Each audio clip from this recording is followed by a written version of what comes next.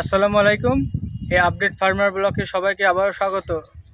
আমরা বর্ষার ধান কখন লাগিয়েছি আর কি সার প্রয়োগ করেছি, কি পরিচর্যা করছি, সমস্ত ভিডিও আমার আপলোড করা আছে। আমার চ্যানেল কেউ নতুন হয়ে থাকলে অবশ্যই সাবস্ক্রাইব করে বেল আইকনটা বাজিয়ে দেবেন।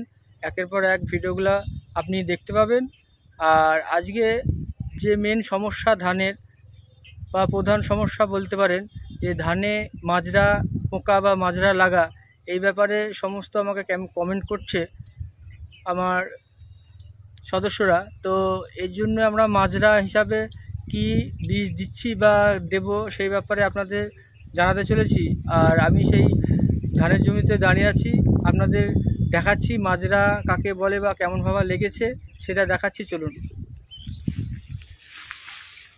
এই দেখুন, আমার এই ধানে প্রত্যেকটা পাতাগুলো এবং এমন করে সাদা হয়ে যাচ্ছে, আর এগুলাকেই মাজরাটা বলে। আর এই সময় থোড় আসছে, এই সময় পরিচর্যাটা একটু বেশি নিতে হয়, কারণ এই সময় সমস্ত পোকামাকড় আক্রমণটা বেশি হয়। আর সব সময় ধানের জমিতে জল দিতে হবে। এখন ফলনের সময়, ফলাচ্ছে ধান, এই দেখুন থোড় হয়ে যাচ্ছে। আর এই সময় এই দেখুন মাজরাটা প্রত্যেকটা জায়গায় লাগছে, প্রায় খাচ্ছে পাতাগুলো।